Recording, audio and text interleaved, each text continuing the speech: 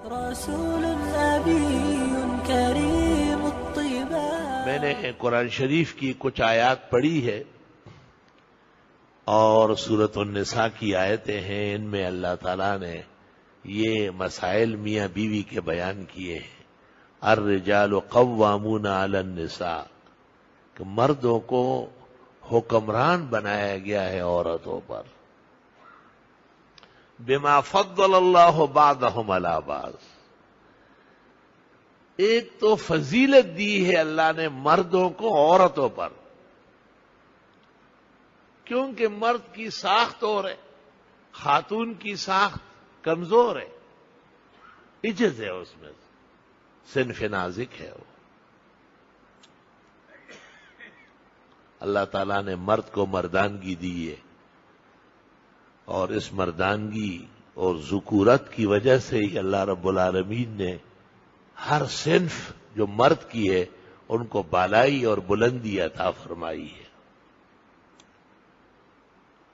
عورت میں تو یہ کام نہیں ہے، اس لیے اللہ تعالیٰ نے ان کو اذان معاف کی ہے، مؤذن نہیں بن سکتی، امامت معاف کر دی، امام نہیں بن سکتی.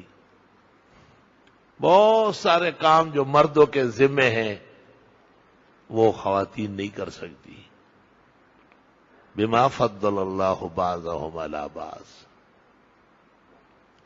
وہ میری ایک بچی تھی چھوٹی، اس نے ایک دفعہ مجھے کہا کہ آپ کی بھی داڑھی ہے اور مزمل چاچا کی بھی داڑھی ہے، منصور چاچا کی بھی، سب کی ہے، میری نہیں ہے اور میری امی کی نہیں ہے، یہ کیوں؟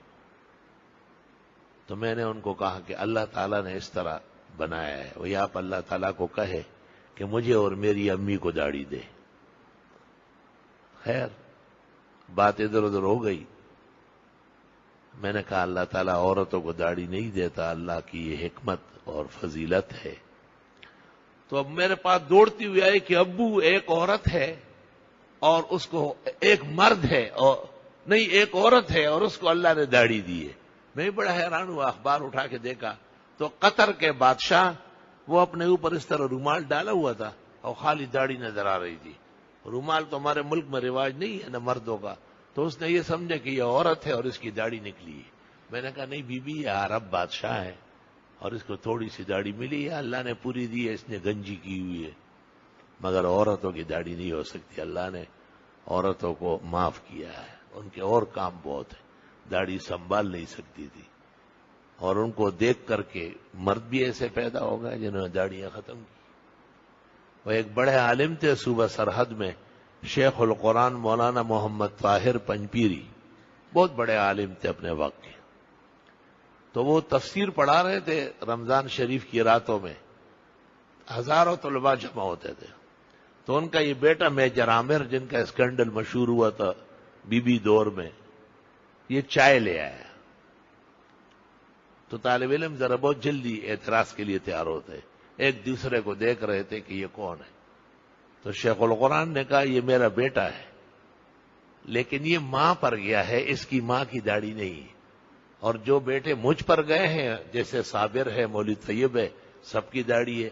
پھر طالب علم نے سے پوچھا کہ کیوں لڑکا بچہ اکیلے باپ کا ہے، ماں کا حصہ نہیں ہے؟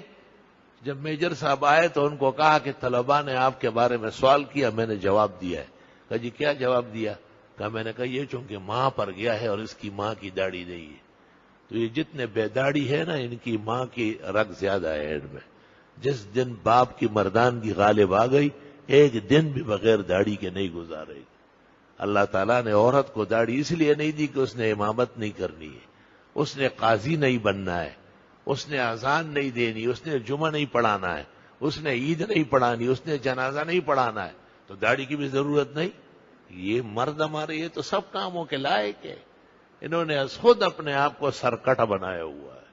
فَهَدَاهُمُ اللَّهُ مِنَ الضَّلَالَةِ وَوَقَاهُمُ اللَّهُ مِنْ سُوءِ الْحِسَابِ. بہرحال یہ تو ضمنی باتیں ہیں. اصل بات یہ ہے کہ مرد کی حیثیت سے وہ بلند و برتر ہے.